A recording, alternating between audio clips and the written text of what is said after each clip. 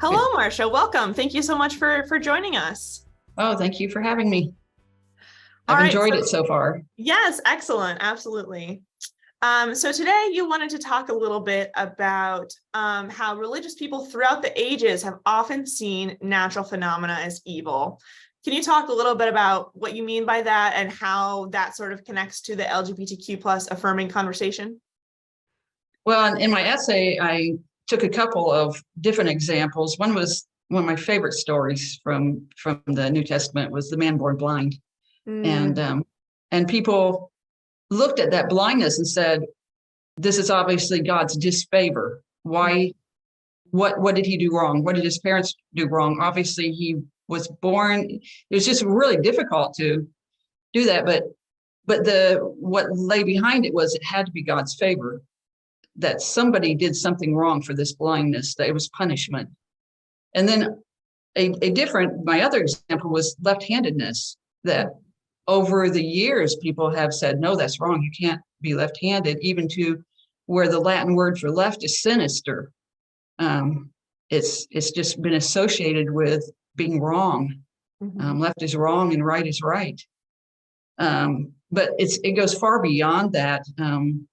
JR talked about the special rules. So many things have been in there. Is that God disapproves of men having long hair, women having short hair, women wearing pants, um, interracial marriage. And they have scripture to back all that up, that God disapproves of this. And it's clear in scripture that this is wrong.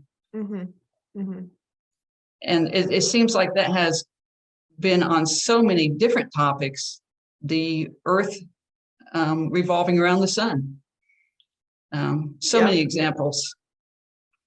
Absolutely. So in this sort of historical account of all of this difference being seen as evil, what do you think is the real impact of being labeled evil? Evil is a pretty strong word.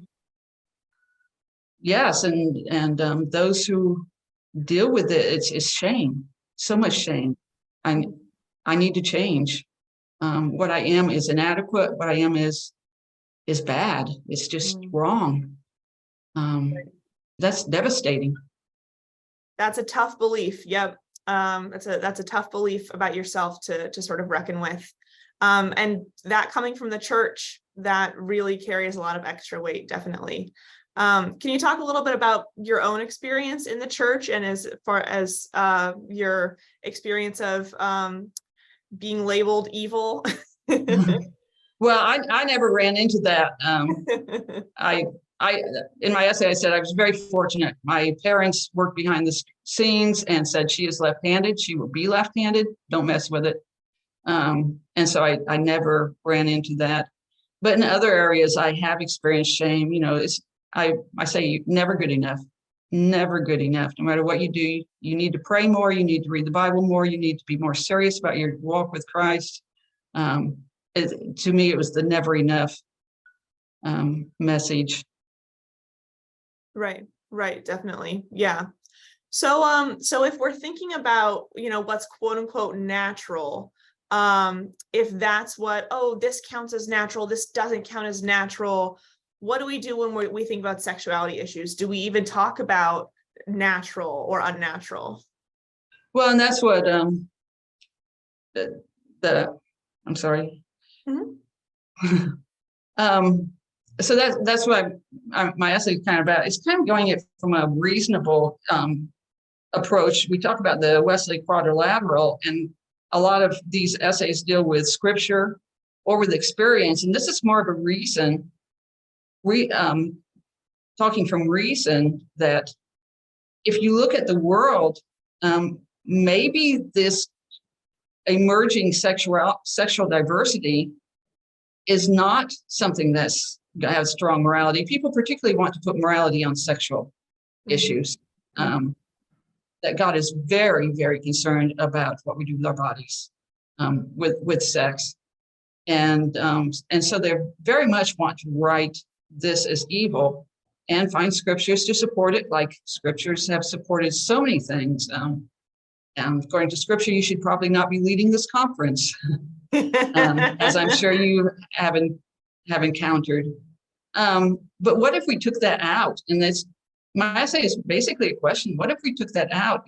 We just passed 8 billion people in the world. The world cannot support the population growth that we've been experiencing. And maybe more sexual diversity in ways that result in fewer births is a good thing. Maybe it's part of God's plan. Mhm. And you could use the word evolution, but that's one of the things that God definitely disapproves of. But yes, maybe it's part of God's plan to have fewer births in our world, and sexual diversity is part of that. Right. If God created me as queer, how can we see that as, part of God's plan? So thinking about sort of combing through the Bible for scriptures that can be, clobbered against folks. If we're sort of rejecting that approach, what do you see as sort of the major themes in scripture that Christians ought to take as primary, as beyond, cherry picking to use against people? What's the themes that you think you want to take away from the Bible? Thank you for the softball question. Love. I want to know. Obviously, love. And that's where I look at the queer people in my acquaintance, and they are so dear. The world is so much better for having them in it. And it's so sad that the church doesn't have those people, because they don't give a place for them. I talked to a young friend, he's the age of my children, but his Methodist church voted to disaffiliate, and it just crushed him. Mm-hmm. What's he to do? Are they voting him out? Mm-hmm. As a queer person, he's sort of closeted, but yet his family knows, and they were part of the move. And it's just so hard, and to see people leave like that, because he's not even in a relationship, never has been. Mm-hmm. And yet he's feeling that being pushed out. So yes, love is always the answer. I'll agree with that, as the child of Dr. Love.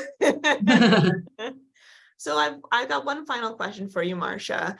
Can you talk a little bit about what your experience has been since publishing the book? What sort of reactions have you had from family members, friends, members of your congregation when they find out that you're a contributor? So the congregation doesn't know. I'm in a very, very conservative area. My family does know. My daughters are extremely supportive. My daughter Marissa is another contributor, and she read my essay for me. And but yes, there's discomfort. My husband's still in the Nazarene church. I've been attending a Methodist church for multiple reasons, and this is just one. And yes, it makes him uncomfortable, because what will come back to him from it? Right. It's a tough position to be in. And, I think going back to sort of the conversations we've had about allyship, I think that it's really, really admirable for you to, take this public stance and to write this essay when there's a fair amount of personal risk involved. So we really appreciate your contribution. Thank you. Thanks so much, Marsha.